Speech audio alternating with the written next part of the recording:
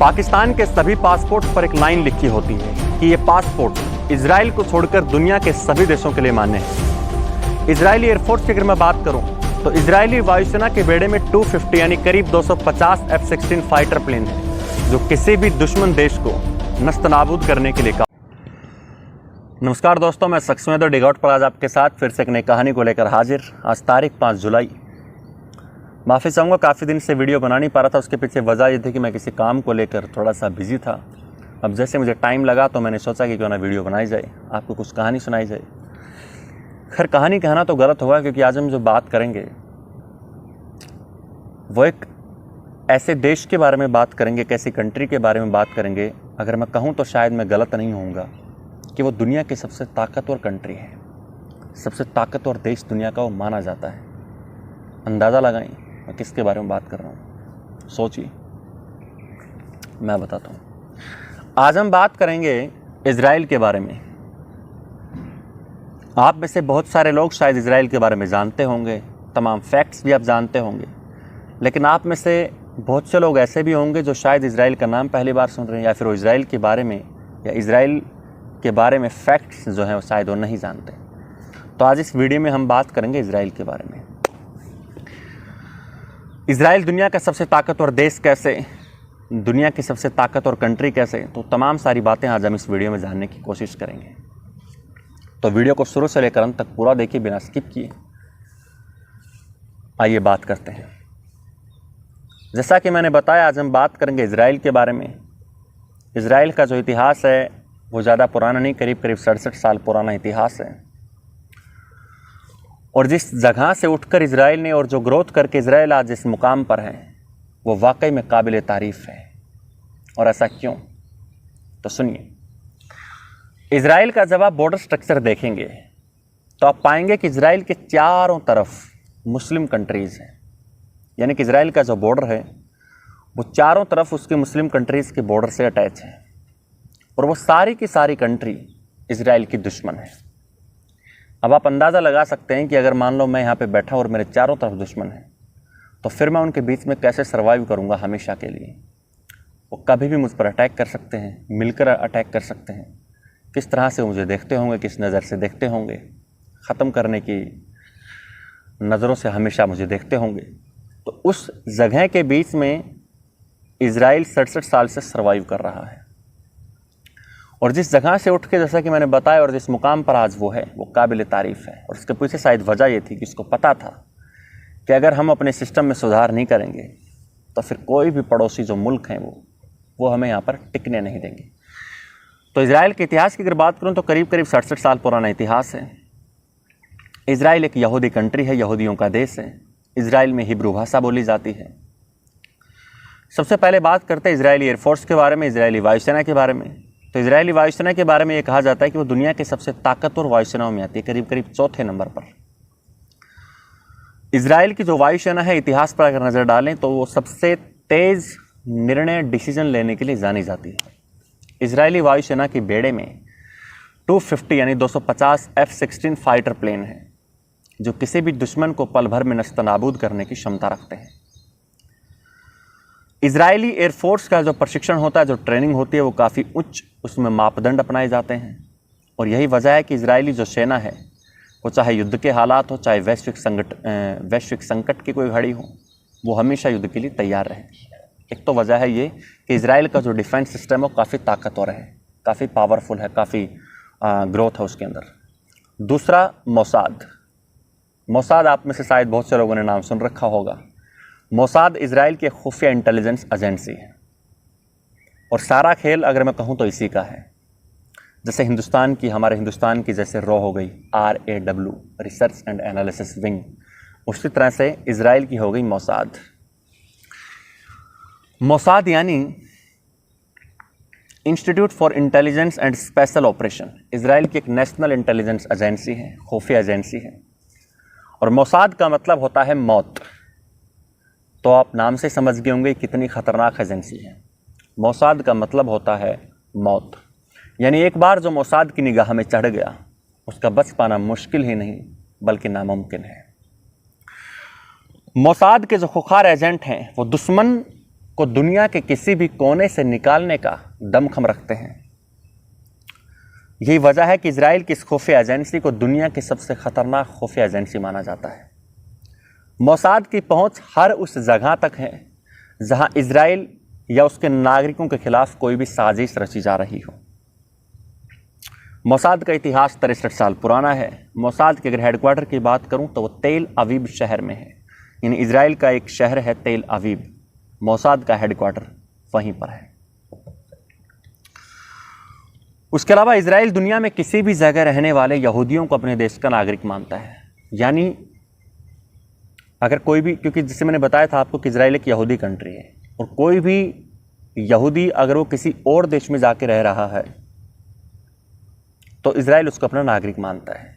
यही नहीं, बल्कि अगर उस परिवार, उस फैमिली में अगर कोई बच्चा जन्म लेता है किसी दूसरे देश में और वो यहूदी परिवार से हो बच्चा, तो वो जन्म लेते के साथ, यानी जन्म लेने के तुरंत बाद वो इजराइल का नागरिक बन जाता है, उसको इजराइल की सिटीजनशिप मिल जाती है। इजराइल की अगर जनसंख्या की बात करूं, इजराइल की पॉपुलेशन की बात करूं, तो इजराइल की जनसंख्या करीब करीब 90 लाख है, यानी हमारे दिल्ली शहर की आधी जनसंख्या। जी हाँ दोस्तों, इजराइल की जनसंख्या की अगर बात करूं तो करीब करीब 90 लाख जनसंख्या इजराइल की, यानी हमारे दिल्ली शहर की आधी। क्षेत्रफल की अगर मैं बात करूं तो इजराइल का जो क्षेत्रफल है वो आप इस बात से अंदाज़ा लगा सकते हैं कि हमारे राजस्थान जो हमारा स्टेट है उससे भी छोटा है।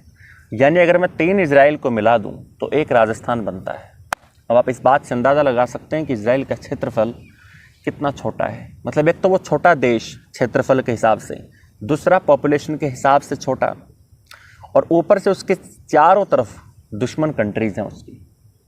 और फिर भी चाहे कोई भी उसकी दुश्मन कंट्रीज़ हो, चाहे कोई भी आतंकवादी संगठन, वो इजराइल की तरफ आंख उठाकर देखने की भी हिम्मत नहीं रखता। और इसके पीछे वजह, जैसे कि मैंने बताया, एक तो इजराइल की सेना, दूसरा उसकी खुफिया एजेंसी मोसाद।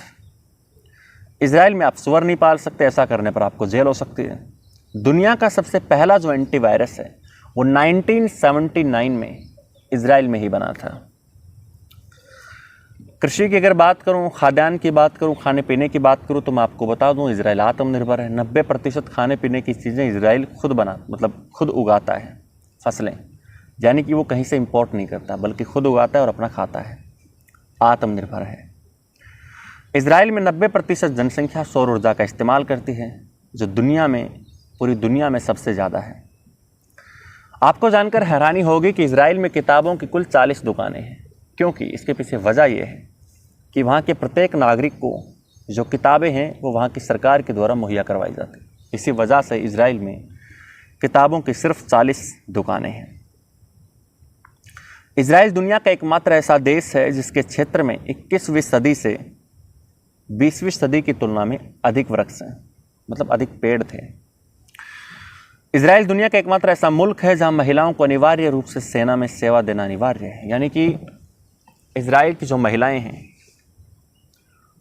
उनको अनिवार्य है कि वो इजरायली सेना के अंदर सेवाएं ज़रूर देंगी। और सिर्फ महिलाएं ही नहीं बल्कि इजराइल के प्रत्येक नागरिक को उनका ये फ़र्ज़ है, उनका ये पहला काम है। या इजराइल के अगर मैं प्रत्येक विद्यार्थी या स्टूडेंट की बात करूँ, चाहे वो लड़का हो या लड़की, हाई स्कूल पास करते ही उनको इजरायली सेना में सेवा देना अनिवार्य है। तो ये भी एक शायद उनकी ताकत, इजराइल एक ताकतवर कंट्री होने के पीछे एक वजह ये भी है कि वो लोग अपनी सेना को काफ़ी महत्व देते हैं। उसके अलावा मैं आपको बता दूं कि इजराइल दुनिया का इकलौता ऐसा देश है जो समूचा anti ballistic missile defence system से लैस है। यानी कि इजराइल के ऊपर अगर आप कोई मिसाइल दागोगे, कोई रॉकेट दागोगे, तो इसका मतलब है मौत। इजराइल की ओर जाने वाला हर मिसाइल रास्ते में ही दम तोड़ देता है। जैसा कि मैंने अभी बताया था कुछ दिन पहले इजराइल के साथ जो युद्ध हो रहा था उसके ऊपर मैंने वीडियो ऑलरेडी बना रखी है, डिस्क्रिप्शन लिंक में आपको उसका वीडियो भी मिल जाएगा। तो इजराइल के ऊपर रॉकेट दागने का मतलब है खुद की मौत, क्योंकि इजराइल की तरफ जो भी आप रॉकेट या मिसाइल दागेंगे वो रास्ते में खुद ही नस्त नाबूद हो जाएगा। इजराइल जो बैंक है वो जो नोट जारी करता है, उस नोट में एक खासियत होती है कि उसको एक दृष्टिहीन यानी एक ब्लाइंड पर्सन यानी एक अंधा आदमी भी उस नोट को देख सकता है, पढ़ सकता है, मतलब महसूस कर सकता है कि नोट आखिर कितने अमाउंट का नोट है, वो उसको जान सकता है उसको हाथ में पकड़ के, क्योंकि उसके अंदर ब्रेल लिपि का इस्तेमाल किया जाता है। कहते हैं कि इजराइल अपने जन्म से लेकर अब तक करीब करीब 7 लड़ाइयाँ लड़ चुका है और सभी में उसकी जीत हुई है। अगर आप इजराइल के दुश्मन हो, इजराइल के बारे में बात बोली जाती है कि अगर आप इजराइल के दुश्मन हो और ऊपर से अगर आप मुस्लिम हो तो फिर आपका बचना मुश्किल ही नहीं, नामुमकिन है।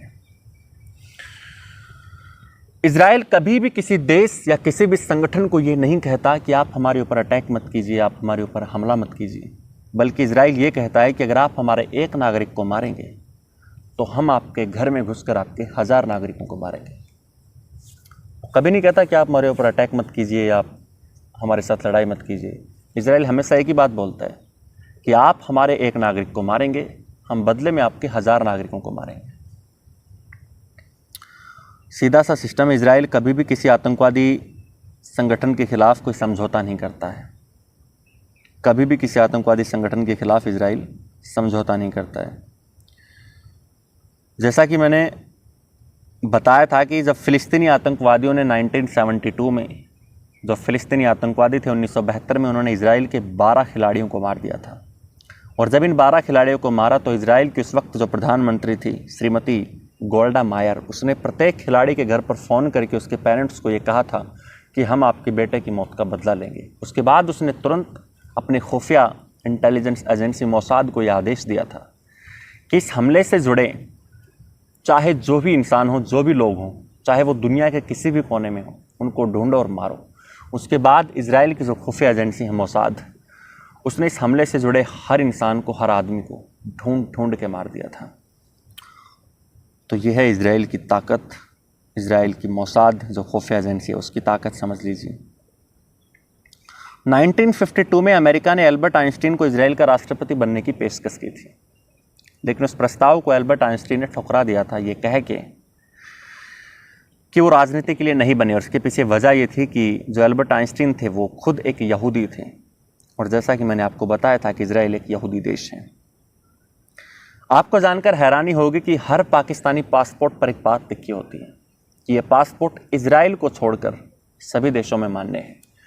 यानी कि पाकिस्तान में जितने भी पासपोर्ट बनते हैं या पाकिस्तानी जो पासपोर्ट होते हैं उनके ऊपर ये बात लिखी जाती है कि ये इजराइल को छोड़कर दुनिया के सभी देशों के लिए मान्य है। दुनिया की सबसे छोटी बाइबल अगर मैं बात करूं तो वो भी इजराइल में है, करीब करीब 4.76 मिलीमीटर लंबी है। तो भाई ये थी इजराइल के बारे में बात कि किस तरीके से इजराइल अपने जन्म के बाद जिस जगह से उठकर और जिस लेवल पर वो आज है वो काबिल तारीफ है। तो इस वीडियो में बस इतना ही छोटा सा वीडियो था आप लोगों के लिए, बस इजराइल के बारे में कुछ छोटे मोटे फैक्ट्स आपको बताने थे। उम्मीद करता हूँ आपको वीडियो अच्छा लगा होगा। अगर अच्छा लगा हो तो वही चैनल को सब्सक्राइब, वीडियो को लाइक शेयर ज़रूर कीजिएगा। मिलते हैं फिर किसी और कहानी के साथ। इस बार की हमारी जो कहानी होगी वो आगे पीछे हमारी 2-3 कहानियाँ आएंगी, मोसाद के किसी ऑपरेशन को लेकर और या फिर जो ताज अटैक हुआ था मुंबई में उसको लेकर पूरी कहानी मैं आपको सुनाऊँगा। चैनल पर बने रहिए। Thank you.